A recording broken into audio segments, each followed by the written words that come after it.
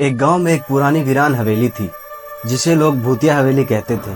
कहा जाता है कि वहां एक महिला की आत्मा भटकती है जो बरसों पहले अपने पति की बेवफाई की वजह से मर गई थी। गांव में कोई भी उस हवेली के आसपास जाने की हिम्मत नहीं करता था और खास करके रात में वहां कोई नहीं जाता था। एक दिन दो दोस्त साहस दिखाकर उस हवेली में दाखिल हो गए। जैसे ही वो हवेली के अंदर घुसे वहां पर उन्हें ठंडी हवा महसूस हुई। एकदम से सारे दरवाजे बंद होने लगे।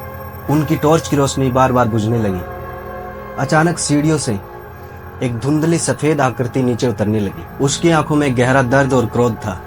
मेरे दोनों दोस्त उसे देखकर डर गए और इधर उधर भागने लगे, लेकिन सारे दरवाजे बंद थे तो वो भाग नहीं सके। वो महिला अचानक उनके सामने प्रकट हुई और चिल्लाने लगी कि मुझे न्याय चाहिए।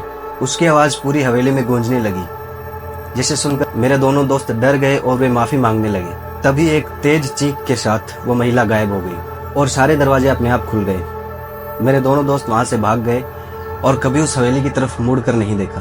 उस रात के बाद गांव वालों ने सुना कि वह आत्मा अब कभी दिखाई नहीं देती। शायद उस आत्मा को मुक्ति मिल गई थी। आपका क्या विचार है इस बारे में? क्या भूत प्रेत होते हैं? और अगर होते हैं तो हमें अपनी कहानी बताइए। हम अपने अगले वीडियो में आपकी कहानी को दिखाने वाले हैं। और अगर आप मानते हैं कि भूत प्रेत नहीं होते तो क्यों नहीं होते? इन सब गतिविधियों के पीछे आपका क्या विचार है?